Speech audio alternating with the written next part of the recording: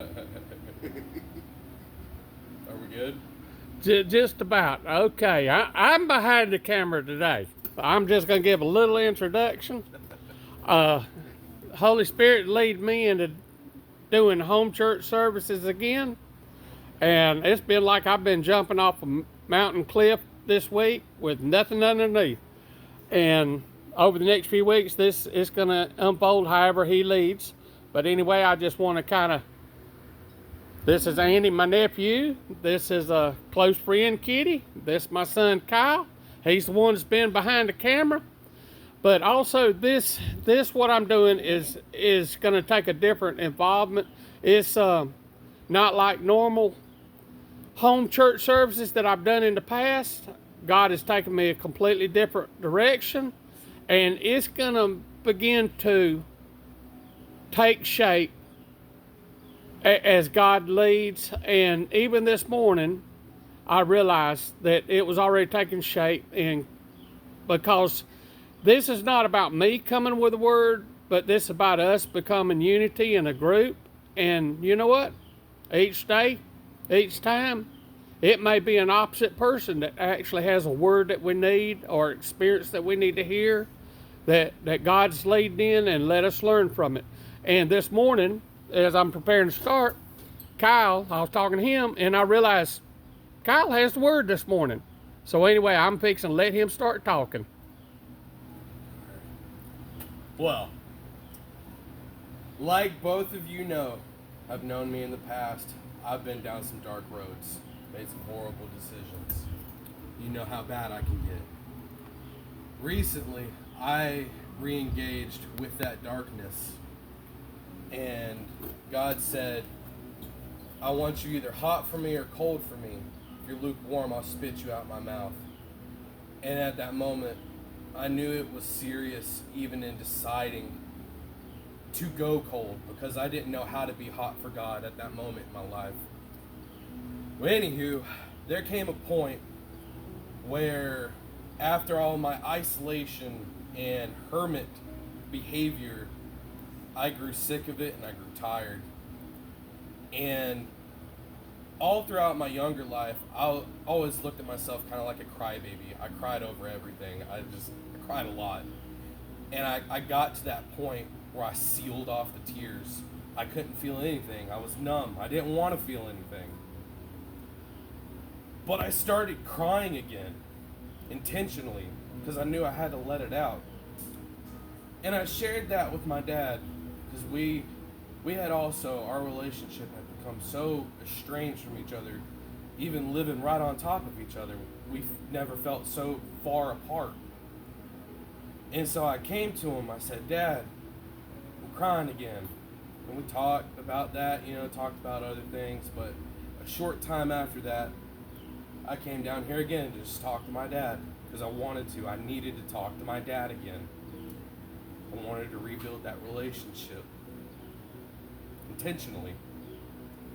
Well, he got this thing running not shortly before that, and he had gotten in gear to just crank it up ever so often. And when I came down to talk to him, he hopped in the driver's seat and cranked it up.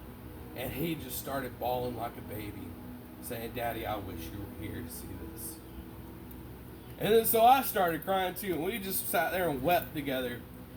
And at that moment, God began to heal me. And deal with things that I never healed from in my past.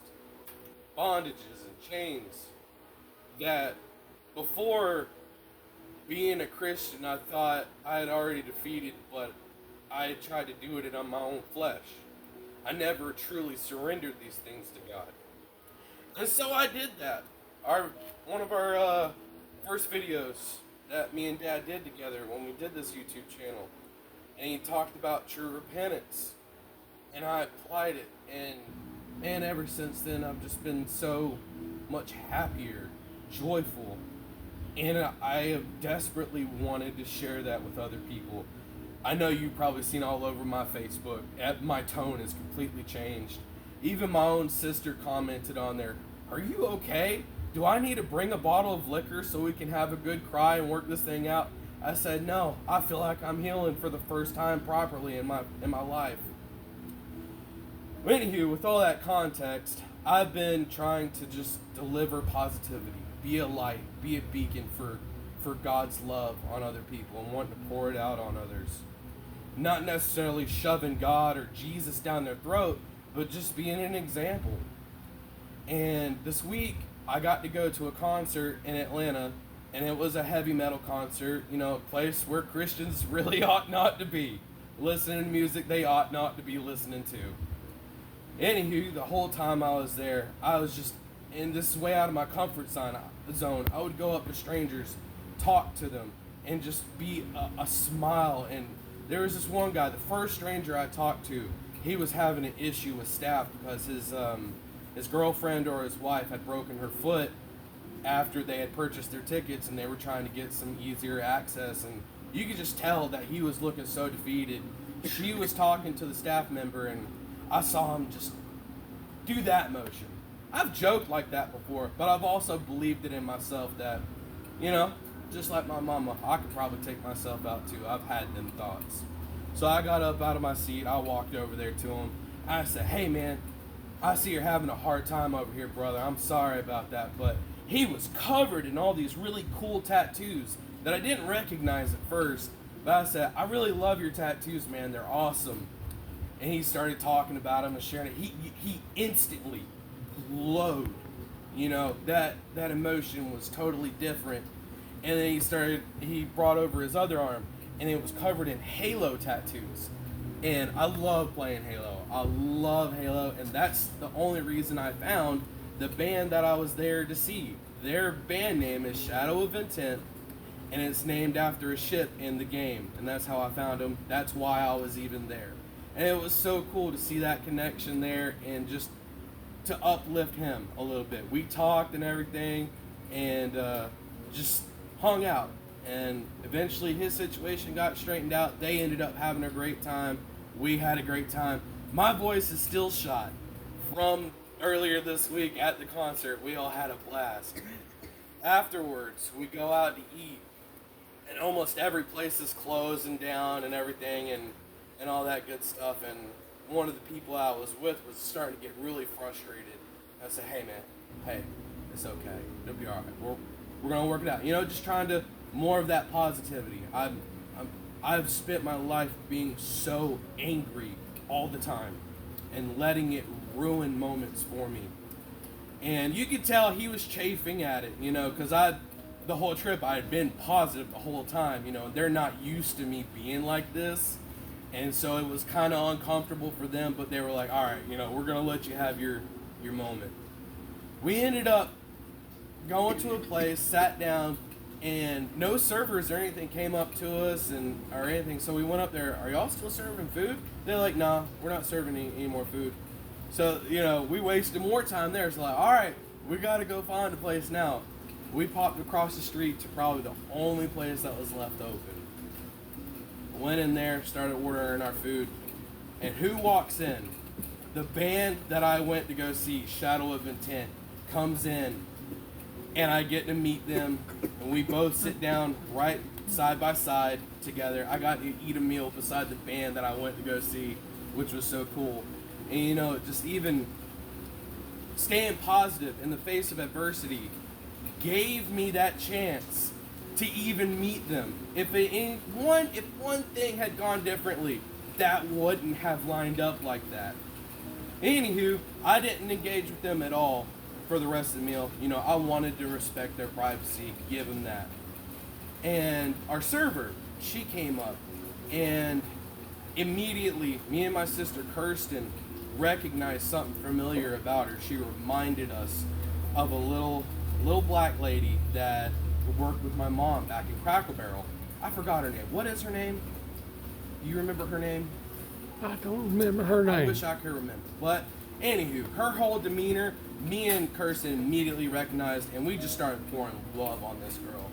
And you could tell, it had already been a long night. The place was in the process of closing down. It's midnight. She's tired. But man, she just kept coming back, giving us hugs.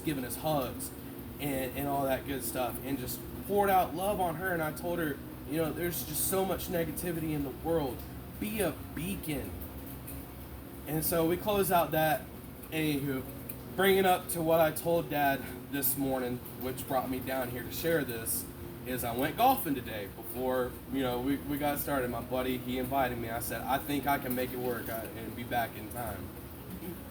Well, a couple weeks ago, I got to take Dad golfing with me, and I shot a 63 on 9 holes, which is a horrible score. Should not be proud of this score at all, but I'm still learning. A couple of days ago, I got to take Peyton golfing with me for her first time. I shot a 61, a little better. Today with my buddy, I shot a 60, and I was so excited to see improvement at all, you know. And so we got done, and I went to go put the cart up, and I was leaving the cart area, and one of the ladies behind the desk that works there, she was coming out of the cart stall, and I was so excited, said, I shot one better than I did a couple days ago, because she was there, and I told her that I had shot a little better from the last time I was there. She said, oh honey, that's so great, I'm so proud to hear that. And, you know, I was just smiling and happy, and I didn't realize it then, but every time I'm in there, I'm just smiling, you know, and everywhere I'm trying to go, I want to be smiling and pouring out love on people, no matter who I'm meeting. And she stopped and she said, it is so good to see you here smiling. And that hit me, because that's the first time someone was like, acknowledged, like, this guy is different than all the other people that are coming through here each and every single day. She made a point to recognize that, and it meant so much to me, because that was a marginal point of improvement too in myself.